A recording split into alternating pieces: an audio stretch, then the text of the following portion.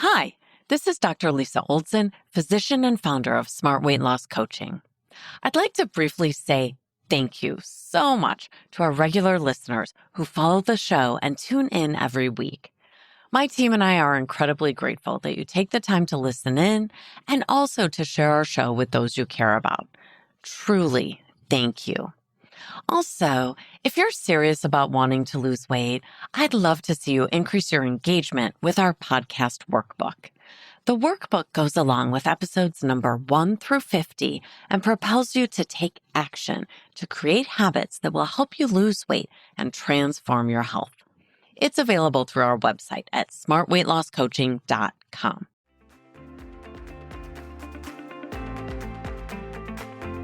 Welcome to the Smart Weight Loss Coaching Podcast. I'm Dr. Lisa Olson, a board-certified weight loss medicine specialist and certified life coach. In this podcast, I'll share fresh insights and effective techniques for incorporating mindset, habit change, and proven science into your life. Are you ready to achieve sustainable weight loss, wellness, and longevity? Then let's jump in and lose weight the smart way. Welcome back. Did you ever see the movie Sleeping Beauty as a kid? In the original fairy tale, she sleeps for 100 years. Or did you read about Rip Van Winkle who slept for 20 years and then woke up with a long white beard? The theme of falling asleep for many years and then waking up to a new reality is a plot that's been utilized in many books and films because it's fascinating to imagine waking up to a changed world. I thought about Rip Van Winkle when I saw Chris recently.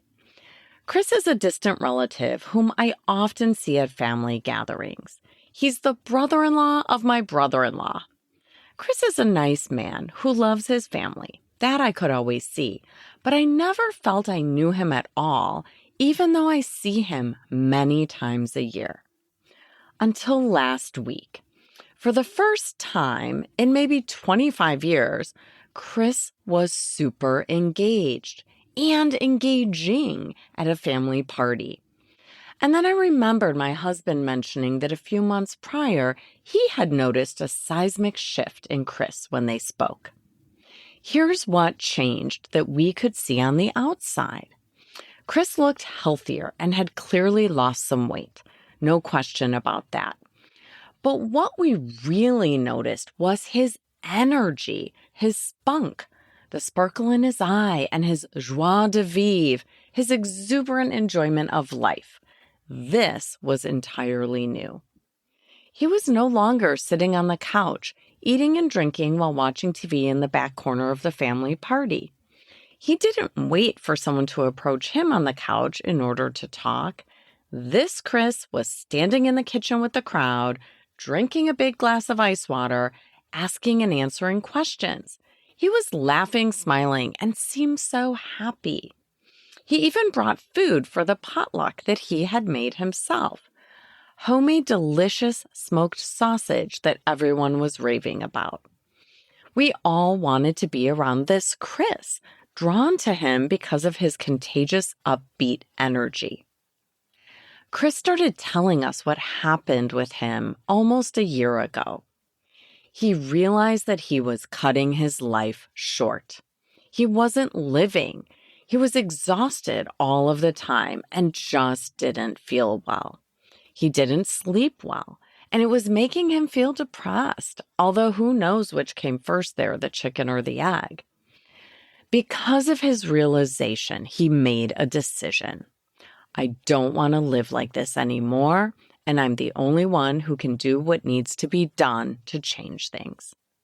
And on some level, he must have started to believe that it was possible for him too. So Chris decided that his first step would be to stop drinking things that weren't serving him, whether it was alcohol or sweetened beverages like soda. He switched to plain water. This is something people are often reluctant to do, but it's a game changer if you're drinking anything other than water, black coffee, or plain green or black tea. Rethinking your drink is an ideal place to start when you want to transform your health or your weight. Then Chris decided to address his sleep. You may have heard me say before that the 4 pillars of weight management are nutrition, movement, sleep, and stress. It's really true. Sleep matters, and it impacts our ability to make good decisions for the other 3 pillars. For example, there's data showing that when we don't get enough sleep or we get poor quality sleep, it impacts our food choices the next day. And then those poor food choices in turn impact our sleep the next night. It's a vicious cycle. So Chris saw his doctor and asked to be tested for sleep apnea, which he had long suspected he had because of his snoring. Sure enough, he did have apnea, and once he started using a CPAP machine, his sleep quality improved and he felt much more awake and alert during the day. His energy improved from this alone.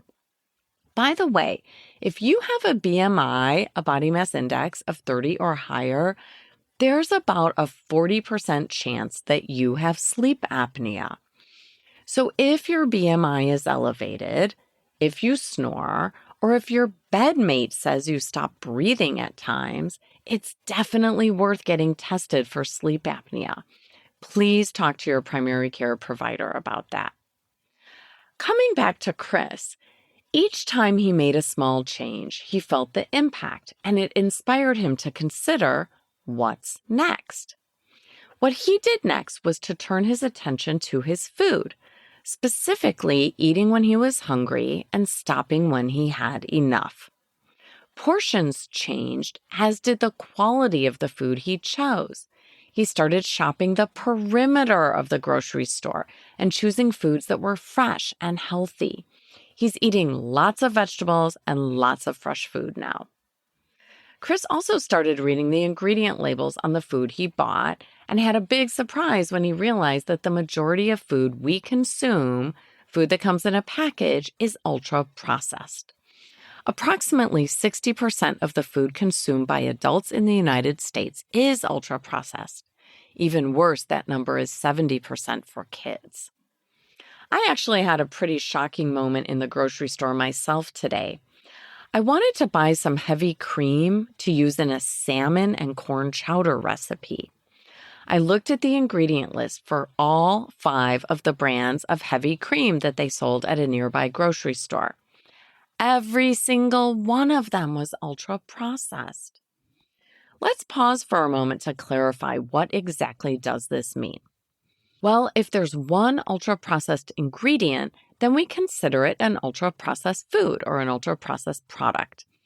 Most of the cream had a gum on the ingredient list, gelin gum, like Horizon brand cream, and some had guar gum. Land O'Lakes and Kemp's brands heavy cream had mono and diglycerides and polysorbate 80. Lucerne brand had carrageenan, and Good and Gather, Target's brand, has mono and diglycerides, carrageenan, sodium phosphate, and sodium citrate. Yikes.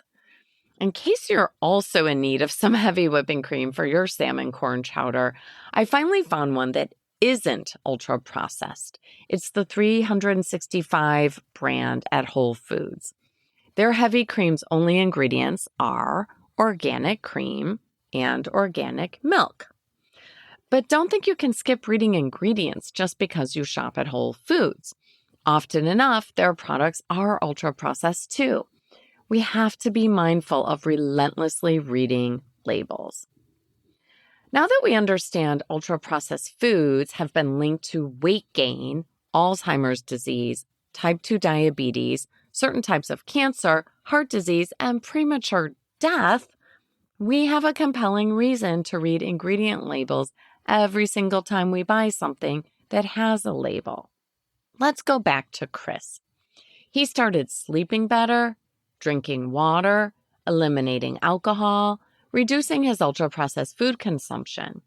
He also cut down on sugar and he was really seeing results in terms of how he felt. So I asked him, what about any change in your movement? And you know what he's doing? He's walking 2 miles a day now, every day. It's easy to get into all or none thinking.